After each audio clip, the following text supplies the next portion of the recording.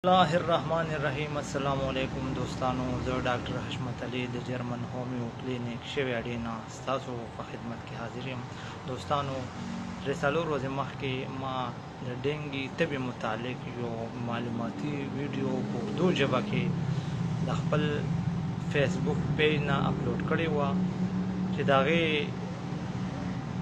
वीडियो पकतो सरा मुख्तलिफो खलको आगा वीडियो ډیره خوښه کړه، ډیرو ملګرو لایک کړه، ډیرو ملګرو به ډیر ښه کمنټس وکړو او ډیرو ملګرو شیر هم کړه. نو دوستانو، ټولو انا اول خو زه د دغه دوستانو شکریا ادا کوم کومو چې زما دا ویډیو لایک کړه، شیر کړه او کمنټ یې وکړو. د دغه ویډیو په کتو باندې بعضې دوستانو ماته فون وکړو او ماته ریکویسټ وکړو چې ډاکټر صاحب کومه ویډیو چې تا په اردو ژبه کې معلوماتي ویډیو په ډینګي طبع باندې کړې ده، که دغه ویډیو ته په پښتو ژبه کې وکړي نو زمونږ پښتانه وروڼه به ترې ډېر زیات فایده والي او زمونږ پښتانه وروڼه به پرې په ښه صحیح طریقه باندې پوه شي. دوستانو، ستاسو درخواست مطابق زه نن کوشش کوم چې په پښتو ژبه کې یو په ډینګي طبع باندې یو معلوماتي ویډیو تاسو سره شیر کړم. دوستانو، ډینګي طبع څنګه راځي، د علامات څه وي، دا د کومو وجوهاتو په وجه کېږي او کوم هغه احتیاطي تدابیر چې هغه موږ اختیار کړو نو موږ به خپل ځان، خپل فیملی او خپل دوستان د ډینګي طبع نه وساتو. دوستانو، ډینګي طبع چې دا یو خاص قسم وایرس نه کېږي چې ته ډینګي وایرس ویلی شي. ډینګي وایرس څلور قسمونه دي. دا وایرس منګه او تاسو ته څنګه را رسي، د دې انفیکشن مونږ ته څنګه کېږي، نو د دې دا انفیکشن کې د دې وایرس په انفیکشن کې یو خصوصي ماشه چې هغه یو ماده ماشه دی چې هغې ته مونږ ایډیز ماشه ویلی شو. دغه وایرس چې دی د دې ماشي په جسم کې دننه موجود وي او چې کله دغه ماشه مونږ او تاسو وچیچي نو دغه وایرس زموږ په وینه کې، زموږ په بلډ کې شامل شي او دغه طبع مونږ ته لاحق شي. دوستانو، که مونږ ځان د ډینګي طبع نه ساتل غواړو او مونږ غواړو چې مونږ د ډینګي وایرس د انفیکشن نه او د ډینګي د طبع نه محفوظ شو نو مونږ لا پکار دي چې د دې ماشو مخنیوی وکړو، د دې ماشو نه مونږ ځان بچ کړو. اوس د دې ماشو نه به په کومه طریقه مونږ ځان بچ کوو؟ نو دوستانو، د ډینګي چې کوم د خورولو د ډینګي وایرس د خورولو چې کوم ماشي په ذریعه چې ډینګي وایرس خورېږي ته ایډیز ماشي وایي. دغه ایډیز ماشي نه ځان ساتلو لپاره موږ به کوشش کوو چې د دې کم افزایش کېږي چې هغه موږ مکمل طور باندې ختم کړو. نو انشاءالله ماشي به زموږ د ماحول نه ختم شي او په ماشه موږ د ماشو نه ځان بچ کړو او ماشه موږ نه چیچي نو بلا شبه موږ ته به د ډینګي وایرس انفیکشن نه کېږي، ځکه چې دغه وایرس د دغې ماشي په ذریعه انساني جسم ته، انساني وینې ته منتقل کېږي. دوستانو، د ماشو مخنیوی پکار دی. خپل ځان د ماشو نه بچ کړئ. د ماشو مخنیوی به موږ څنګه کوو؟ دوستانو، زمونږ په کورونو کې، په محلو کې، زمونږ په حجرو کې چې کوم د ګندګۍ ډیرانونه دي، د ګندګۍ کوم مرکزونه دي، موږ له پکار دي ټول ناول د هغې مخنیوی وکړو، خپل چاپېرچل صفا کړو او دغه د ګندګۍ ډیرونه چې په دغې کې زیاتتر د ماشو افزایش کېږي هغه موږ ختم کړو. د دې نه علاوه زمونږ په محلو کې، په کوڅو کې، په کورونو کې د چتونو د پاسه چې کومې سیوایي اوبه ولاړې دي نو چې دغه اوبه موږ ختم کړو، ځکه چې د ډینګي ماشي زیاتتر خپل افزایش په دغه اوبو کې کوي، نو چې دغه اوبه موږ ختمې کړو.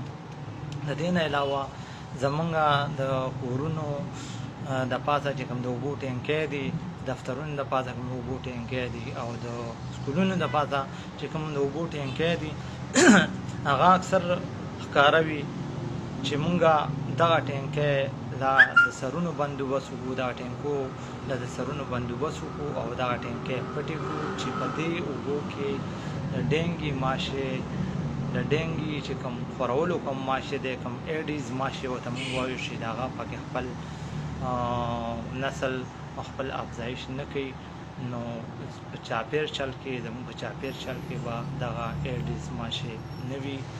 د دې نه علاوه موږ به خپل کورونو کې هم چې کوم روم کولرز استعمالو، د ګرمۍ په موسم کې په دفترونو کې کوم روم کولرز استعمالو، په سکولونو کې کوم روم کولرز استعمالیږي، نو چې د هغې کې کوم اوبه ولاړې وي. اوس خو موسم بدل دی، ګرمي دونه نشته، نو اکثر دغه روم کولرز چې دي دا زیات تر نه استعمالیږي او هغې کې اکثر اوبه ولاړې وي. نو چې موږ دغه خیال وساتو چې دغه اوبه بدلې کړو، چینج کړو، یا د روم کولر نه دا اوبه بالکل ختمې کړو. د دې نه علاوه بعض ورونو په خپلو کورونو کې دفترونو کې اے سی لګولې وي، د هغې نه د اوبو ټکې کېږي، څاڅکي کېږي، هغې ته لاندې یو بالټۍ اکثر پروت وي. دغه اوبه چې کله زړې شي، 4-5 ورځو شي، نو دغې کې هم ډینګي ماشې خپل افزایش، ایډیز ماشې خپل افزایش کولی شي. نو موږ له پکار دی چې دغه اوبه موږ ډیلی بیسز باندې چینج کوو، ختموو، یا ډیلی بیسز باندې نه وي چې ګنټه 2-3 ګنټې پس چې دغه اوبه موږ ډېرې زړېدو ته نه پرېږدو. د دې نه علاوه زموږ په کورونو کې مختلفو ډرمونه وي د اوبو هغې راکولو، مختلفې مټکۍ وي، مختلف بالټې وي چې د هغې د پاسه سرونه نه وي دوستانو، چې دغه اوبه موږ پټې ساتو او د دغې د پاسه هم د سرونو او د ډاکن بندوبست موږ وکړو.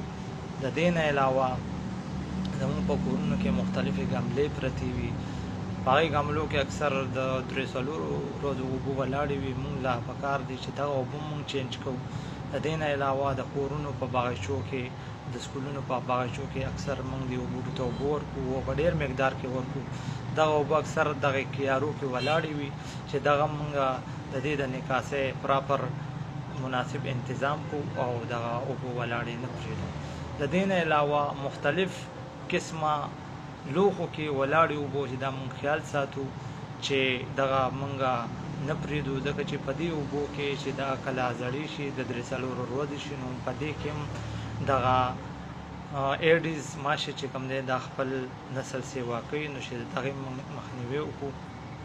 د دې نه علاوه په کورونو کې ټایرونه پراته، مختلف د پلاستیک لوښي چې په دغه ټایرونو کې او دغه پلاستیک لوښو کې موږ ولاړې اوبه نه پرېږدو، چې یا موږ دا کور کړو او د ټایرونو اوبه خو خصوصي طور دا ختم. دوستانو د دې نه علاوه موږ له پکار دی چې موږ د ماشو افزایش ختم کړو. موږ چونکې دا ماشي په مونسون سیزن کې د دې دا زیات وي. په مونسون سیزن دې ته وایي چې د بارانونو موسم وي، د پشکال موسم وي، او دا سیزن د جون نه تر سپتمبره پورې دا بارانونه شروع وي، بارانونه کېږي. نو چې په دې موسم کې موږ خاص خیال وساتو، خصوصي خیال وساتو او موږ د دې ماشو مخنیوی کوو او ځان د ماشو نه بچ کړو. د دې مقصد لپاره موږ له پکار دی چې زموږ په کورونو کې کمې کمرې دي، زموږ په حجرو کې کمې کمرې دي چې په هغې باندې جالی ولګو چې ماشې دننه نشي راتلی او موږ نشي چلی. د دې نه علاوه موږ د ګرمۍ په موسم کې د مچردانو زیات استعمال وکړو چې د شپې یا د ورځې که موږ آرام کړو چې دغه ماشو د چیچلو نه موږ بچ شو. د دې نه علاوه موږ له پکار دي چې مارکیټ کې کوم مچھر مار سپری چې کوم په وجه دغه ماشې مړ کېږي، د دې نه علاوه دغه ماشې ختمېږي. د دې نه علاوه ماشو دپاره چې کوم میټ استعمالیږي، کوم کوایل استعمالیږي، کوم لوشنز استعمالیږي چې هغه موږ په خپل بدن ولګو چې ماشې موږ نشي چلی، نو یقینا چې موږ به د ایډیز مچھر د ایډیز ماشي نه د دغې ماشي نه محفوظ یو. د دې نه علاوه موږ له پکار دی چې موږ اوږدو لستوڼو والا کپړې اچوو، اوږدو پینسو والا کپړې اچوو. د دې نه علاوه موږ دستانې استعمالوو. د دې نه علاوه موږ بوټان استعمالوو، جرابې استعمالوو چې موږ د ماشو د چیچلو نه بچ شو. دوستانو دا یو څو خبرې وې چې ستاسو په خدمت کې ما پیش کړې. د ماشو نه ځان وساتئ، د ډینګي نه به د ډینګي وایرس د انفیکشن نه به محفوظ یئ. دغه ماشي د خپل چاپېرچل نه ختم کړئ. دا د بیمارۍ پھیلاولو دپاره یو اهم ذریعه ګڼلی شي. دا یو څو معلوماتي خبرې وې چې ما تاسو سره شیر کړې او چې مونږه دا کمې خبرې چې ما وکړې او په دې باندې مونږ عمل وکړو نو تر ډېره حده پورې به مونږ د ډینګي تبې نه بچ شو. اوس دوستانو راځو چې د ډینګي تبې علامات څه دي. نو دوستانو د ټولو نه اول خو مریض په خپل سر باندې د پوست شکایت کوي، مریض ته شدید سر درد وي، د دې نه علاوه مریض ته د اوچتې درجې تبه وي، دې سره د نزله زکام او د ټوخي علامات هم وي. دې سره سره مریض د خپلو سترګو کنګر چاپېره ایریا چې ده د سترګو شاته د انتهایي تیز درد شکایت کوي. مریض د الټۍ هم ورځي، د دې نه علاوه مریض باندې چکر هم راتلی شي. او د ټولو نه اهم خبره ده چې دې تبې سره سره زموږ په بدن باندې سرې سرې چاپې او سرې سرې دانې پیدا شي تبې سره، نو دا هم د ډینګي تبې یو اهم علامت دی. د دې نه علاوه مریض په خپل ټول وجود کې د ډېرو زیاتو دردونو شکایت کوي. د مریض په سر درد وي، د مریض په خپو درد وي، د مریض په جوړونو دردونه وي، د مریض په پټو دردونه وي، د مریض په ټول بدن باندې دردونه وي. نو که چېرې موږ ته یو مریض کې دا علامات میلاو شي، بلا شبه دا د ډینګي تبې یو خصوصي علامات دي. د دې نه علاوه مریض انتهایی کمزوري فیل کوي، انتهایی کمزوري محسوسوي. د هغه الټۍ هم د ډینګي تبې یو اهم علامت دی. د مریض زړه کچه کچه کېږي، مریض ته الټۍ ورځي. د دې نه علاوه د مریض په خېټه کې درد وي او مریض ته بعض اوقات دستونه هم ولګي.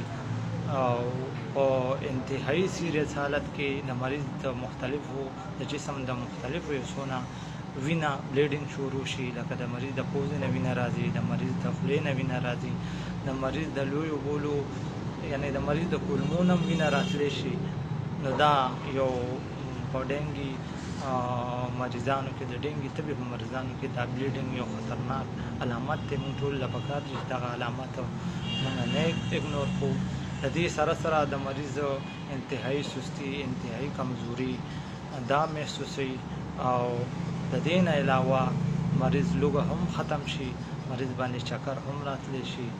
او بعض اوقات مریض چې کم په بدن کې د مریض په بدن کې کم اوبو او نمکیات په یو خاص مقدار کې موجودي، دغه نمکیات او اوبو کې کمی راشي او مریض ډیهایډریټ شي.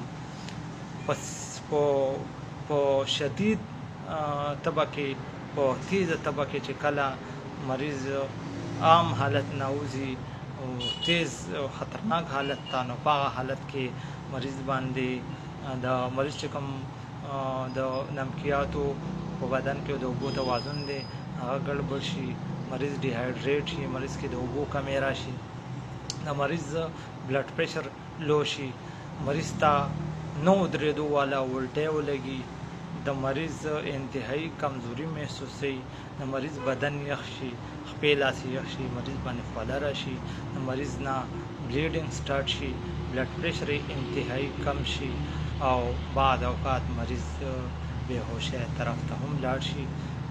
دوستانو که تاسو چېرې یو مریض کې دغه علامات چې کوم د اخره کې ما بیان کړو، لکه مریض بلډ پریشر انتهایی لو کېږي، مریض د ډېرې زیاتې کمزورۍ شکایت کوي، د مریض الټۍ نه ودرېږي، د مریض لاس او خپې او ټول بدن یخ شي، مریض باندې یخه خوله راشي او مریض د بدن د مختلفو حصو نه ډېر زیات مقدار کې وینه راځي، پوزې نه، خولې نه، د څرمنې د لاندې یا د لویې کولمې نه.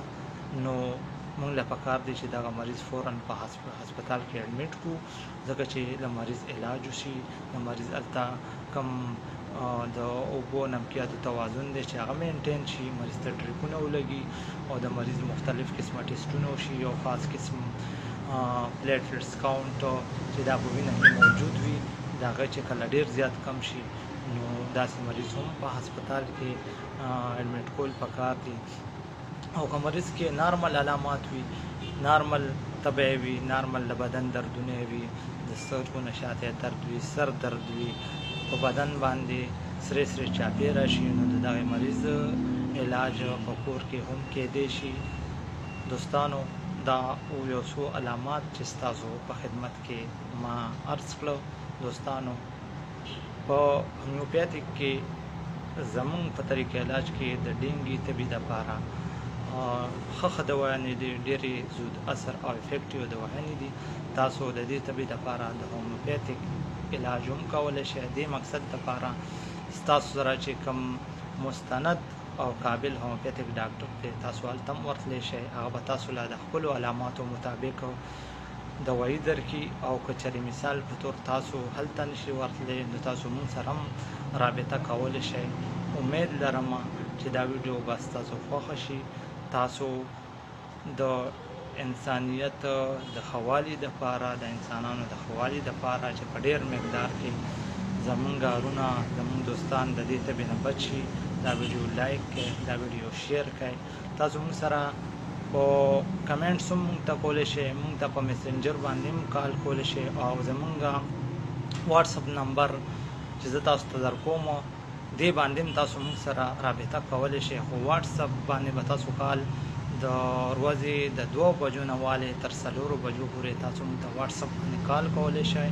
تاسو انشاءالله موږ به کوشش کوو چې ستاسو د سوالاتو ستاسو ذهن کې د دې تبې متعلق کوم نور سوالات دي د هغې جواب موږ تاسو له درکو. امید لرم چې ویډیو به ستاسو خوښه وي. اجازت غواړم. د الله په امان.